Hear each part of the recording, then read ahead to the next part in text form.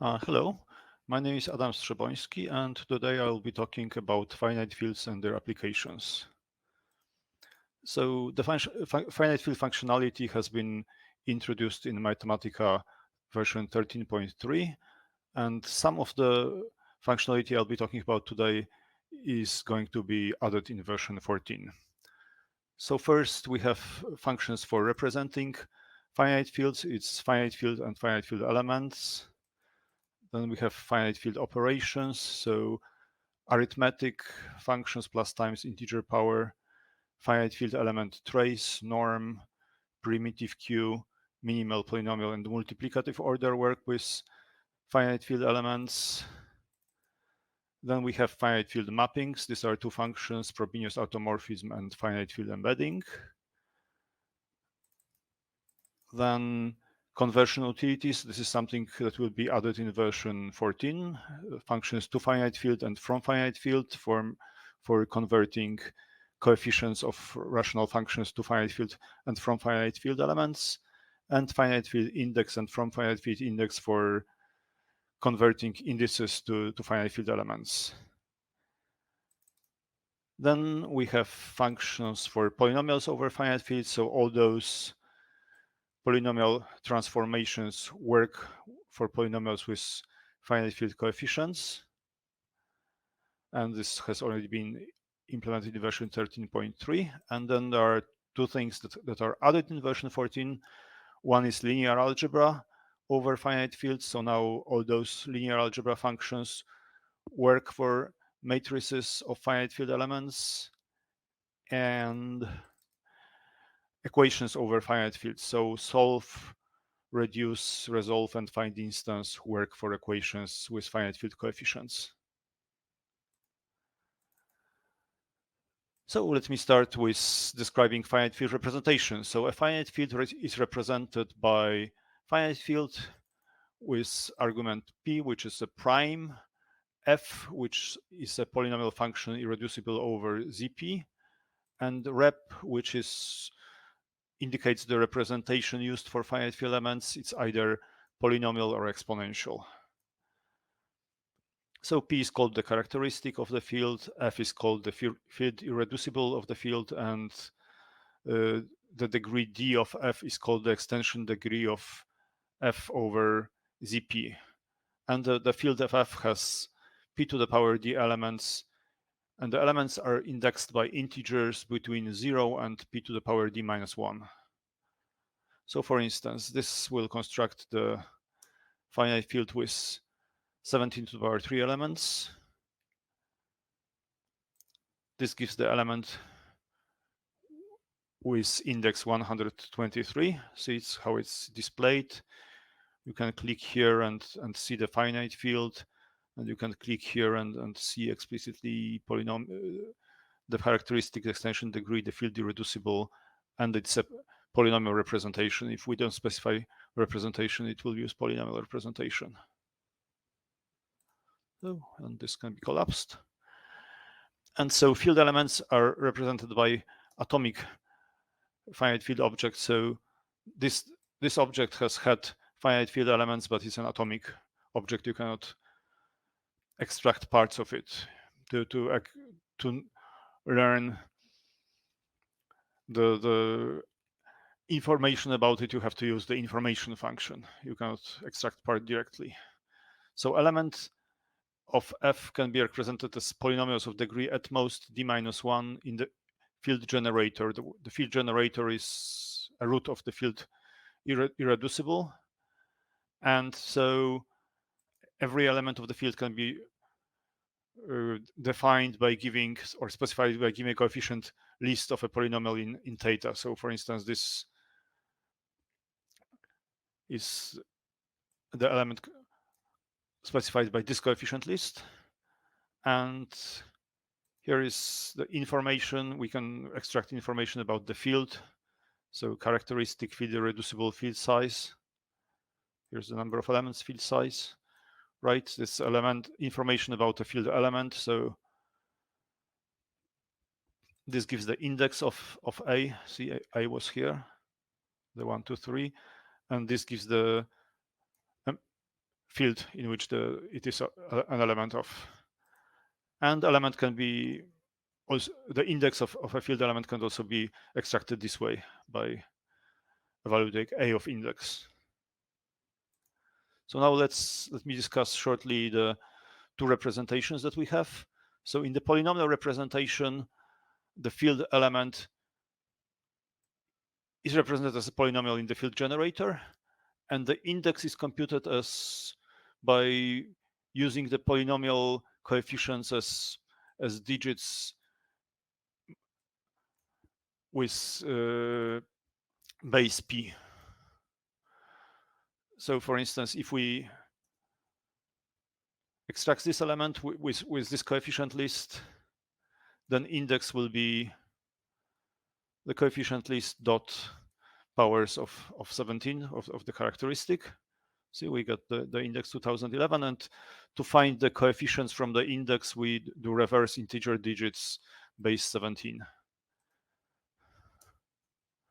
And we got 357 back. And the other representation is exponential representation. So this constructs the field with 23 to the power 4 elements in exponential representation. So in the exponential representation, the field irreducible is always chosen to be a primitive polynomial. Hence, each non-zero element of the field is a power of the field generator. So the index of the kth power of the field generator is chosen to be k plus 1. So that the index of the field 0 is always 0.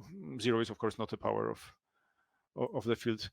All the non-zero elements are powers of the field generator, and the index of 1 is also always 1. So it's both in exponential and polynomial representation, field 0 and field 1 are represented by indices 0 and 1. So this gives us the field generator, right? It's 0 times it's the constant terms plus 1 times the field generator, so we can always get the field generator this way. Here is the power 123 of the field generator, so it has index 124. And here we add 5th and 7th power of the field generator, and this is a number we cannot easily compute from this. This is computed using a table of Zec logarithms. And of course, each element still can be represented as a polynomial of in theta of degree at most d, so we can find coefficients even in the if the field is generated is represented in the exponential representation. So why do we have this two representations? So the exponential representations provide somewhat faster field element arithmetic than the polynomial representation, at the cost of pre-computation that's necessary when the field is created. So the pre-computed table of Zec logarithms has size proportional to the number of field elements. Hence, the exponential representation that cannot be used for too large fields. So we can use exponential representation if the number of field elements is less than 1 billion. So if we take a field with more than 1 billion elements, finite field will not construct the exponential representation. We can still construct this field in polynomial representation. This field has 11 to the power 10th elements.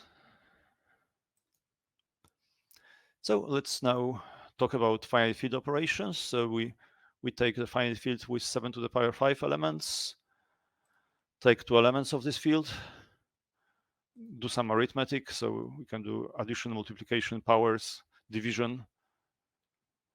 Here it goes. Integers and rational numbers valid modulo p are automatically treated as field elements, so we can add 3 to a field element.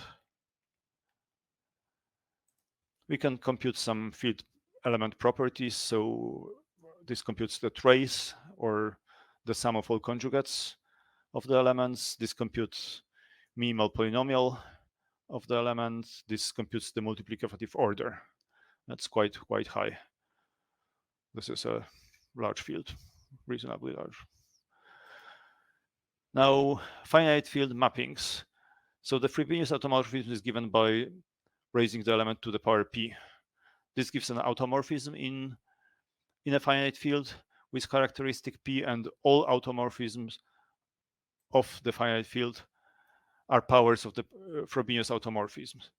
And the first d powers are different, so we have d different automorphism of a field with extension degree d. So here is a finite field with extension degree 4. Here are two elements, and we can verify on those two elements that Frobenius automorphism is indeed an automorphism, so it preserves addition and it preserves multiplication. And this finds all conjugates of an element of the finite field.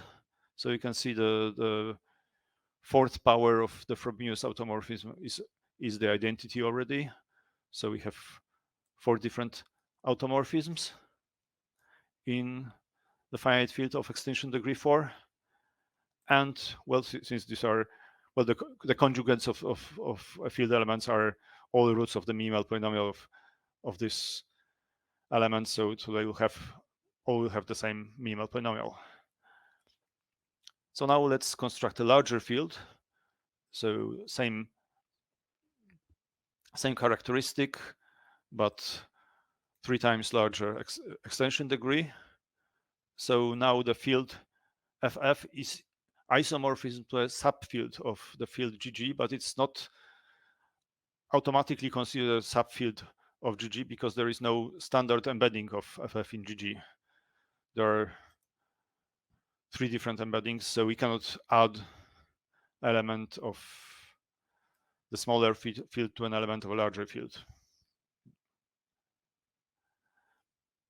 But we can construct an embedding of the field FFGG. This is a specific embedding which sends this element of the first field to this element of the second field.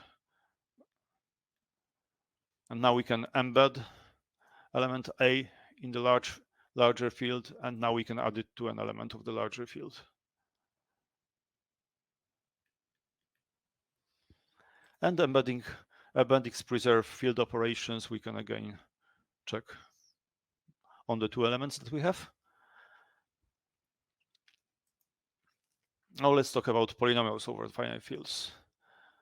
So we generate a finite field, just have 2 elements of this finite field. So we can factor polynomials over the finite field. We use the extension option to specify the field. We could have used here finite field elements coefficients, but we can use integer coefficients. They are automatically embedded in the finite field, and we get the factorization. So this polynomial factorizes into linear factors over the field. This computes a polynomial remainder over the field. This computes a discriminant. And this cancels x minus a divided by minimal polynomial of ax. So this should be a factor in this minimal polynomial. So, and it did, yeah, it was cancelled.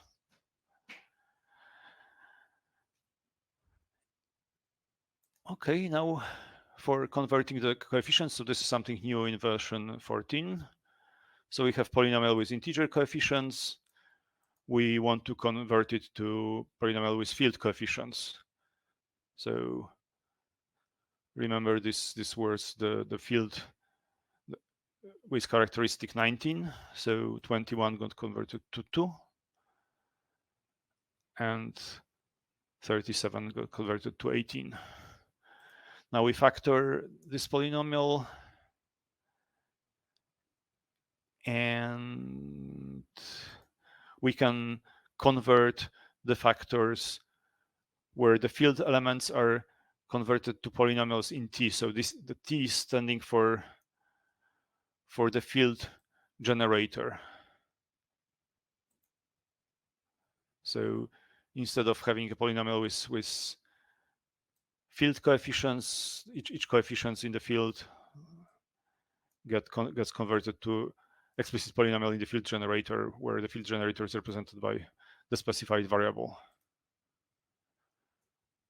So we can expand it, collect it with respect to x, and then convert it to finite field,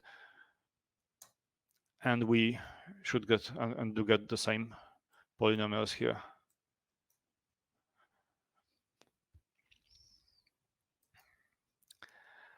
Now, linear algebra over finite fields. This again is something new in version 14. So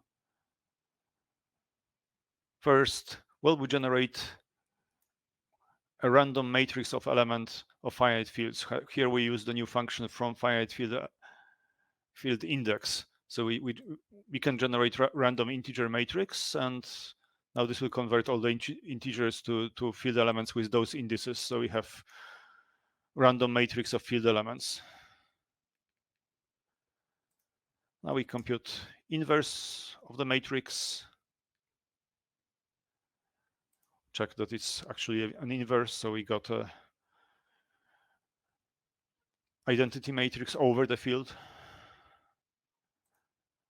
Now we compute matrix power. You can see that we can compute really large powers because we are in the finite field, so the elements will not keep getting larger and larger. And this is a random vector of field elements, and we can solve linear equation using the matrix and the vector.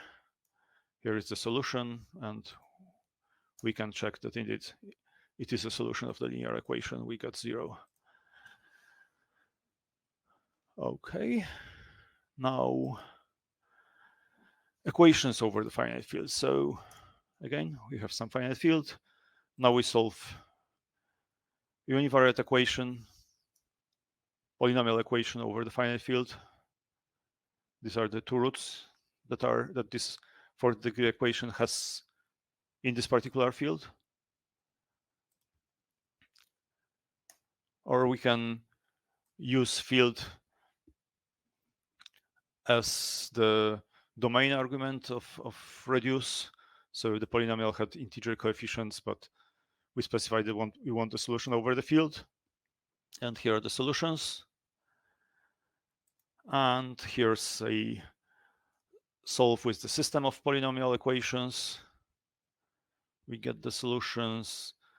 And here's find instance. So we have one equation, three variables, but we just want one instance solution of this equation. Okay, now for applications. Finite fields are used in algebraic computation, error correcting codes, cryptography, combinatorics, algebraic geometry, number theory, and finite geometry. So I'll give a sample to applications. There are more applications in the documentation in version 14. So first, how to implement a Diffie-Hellman public key crypto system with a 129-bit prime. So we generate the 129-bit prime and the finite field. So this is a prime field actually. If we don't specify the extension degree, we get the prime field with p elements. Find the primitive element of the field using the primitive root function. It's a prime field. So now how this thing will work? Basically, both the person sending information, the person receiving information, they pick some number between 2 and p minus 2, and they publish the field, the generator of the field, and the power of the generator. But they keep this number, the number a. The first user keeps his number a secret, and the security of the crypto system is based on the fact that it's really hard knowing G and knowing G to the power A, it's really hard to compute A. So Okay, what happened here? Oh, okay. I didn't evaluate. Okay. Didn't evaluate this line. So we pick a random integer a. Now we evaluate g to the power a, and we get a field element that the first user is publishing. Now the second user again chooses his secret integer, and to send an encoded message m, 128-bit message. So it's again, the message will be an integer. The user sends m multiplied by g1, so the thing that the first user sent, raised to the power b, and he publishes g raised to the power b. Again, it's difficult to compute b knowing g to the power b and g. So this is secure to send those things. So now both the first and the second user knows what g to the power a times b is, but nobody can figure out what g to the power a or g to the power b is. Nobody who is watching the conversation. And the first user can recover m by computing e divided by g2 to the power b to the power a, other known as g to the power a times b. So we compute this, and we check that the index of this element is indeed the message that was encoded. So that's how the Diffie-Hellman cryptosystem works. The second example is Sidon sets. So, or Sidon sets, a finite set of integers is a Sidon set if the sums of ai plus aj for all pairs I and j are all distinct. So, for instance, the set of powers of 2 is a Sidon set in the interval 1 and 2 to the power n minus 1. But you can see the Sidon set has the interval has exponential size compared to the size of the Sidon set. And we will try to construct a Sidon set with as many elements in as small intervals as possible. And so we can have a Sidon set of q integers in interval of 1 through q squared minus 1. So it's only quadratic in size, not exponential in size as it is in here. But we can do it for prime power q. And if you look at the code, the set of elements of the Sidon sets are exponent k such that g to the k minus g, where g is generator of the field, belongs to the q element subfield of f. This is, the fact that such set must be a Sidon set is somewhat easy to prove. It's not completely obvious, but it's rather easy proof. But here we just, well, for some specific q, 7 squared, we generate a Sidon set with q elements, check that it really has q elements, and we can check that all the sums are indeed distinct. So this concludes my talk. Thank you very much for listening. And now let me look if there are any questions. Okay, I'm back now. Now I see that there are some questions. So, is the performance of operations better on finite fields, better than on integers? Not quite sure. But it's pretty fast. It's comparable to the operations on integers.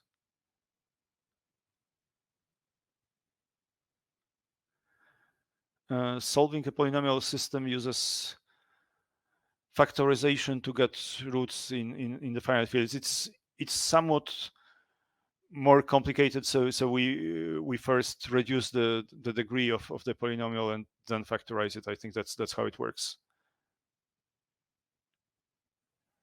Better than calculating modulo p.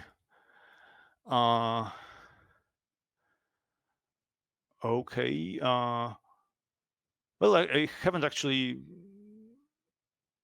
tried to compare the arithmetic performance, so that's something to check. I would expect it to be at least equally fast.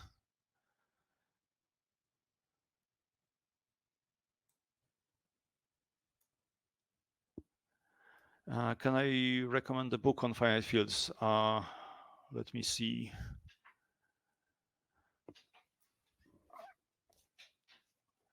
So right here I have two books with me, which is Finite Field with Application to Combinatorics by Kannan Sundararajan and Finite Fields and Application by Mullen and Mammert. So these are small books, and there is also one very popular book which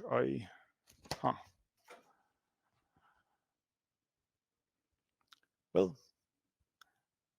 I don't really remember the authors, so let me see.